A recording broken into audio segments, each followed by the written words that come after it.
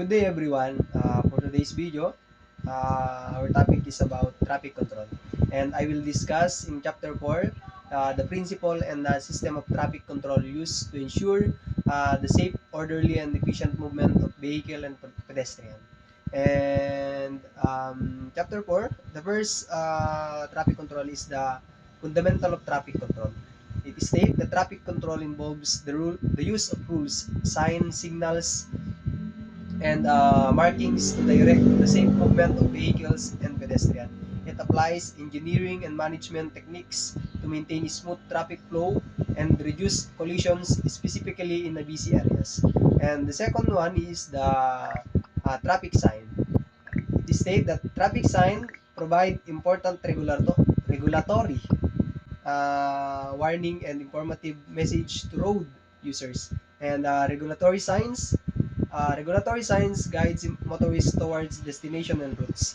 In the Philippines, traffic signs follow the PWH standard and the Vienna Convention on the road sign and signals, ensuring uniformity and clarity. And the third one is the traffic signal lights.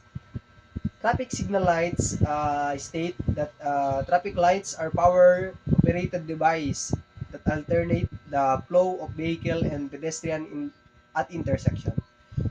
Red means yon yung tatlong traffic light, the red, green, and the yellow. And sabi dito that red means to stop and the green means go. And the yellow means prepared to stop. Ayan, hindi naman po bago sa atin yung traffic lights, lalong-lalo na po sa mga city. And ayan, and the fourth one is the lesson 4.4, the pavement marking and markers. These are lines, symbols, or colors painted on the road that guide traffic movement and reinforce other traffic device. Ayan yung kung nakikita nyo sa mga drivers natin dyan, kung nakikita natin dun sa mga 2 lanes or 4 lanes, yung mga yellow lines or white broken lines or yung double solid yellow lane, yun yung guide natin. Yun yung mga symbols.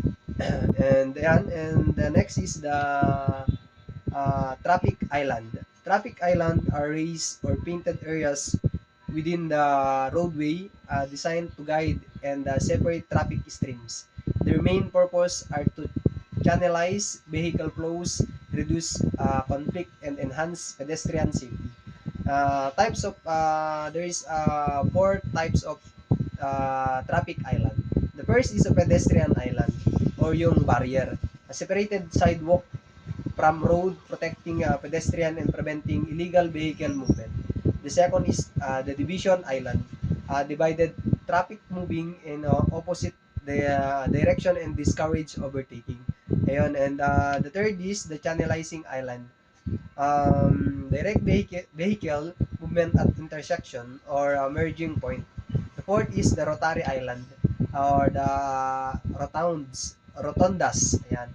Found at intersection, this circular island allows vehicle to turn around safely, minimize congestion, and control pedestrian movement at a busy crossing.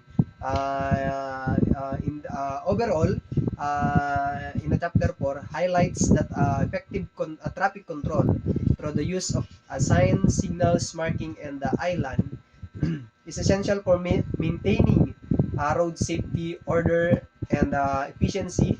And understanding this device allows future traffic enforcers and motorists alike to contribute to a more disciplined and safer roadway environment. That's all. Thank you.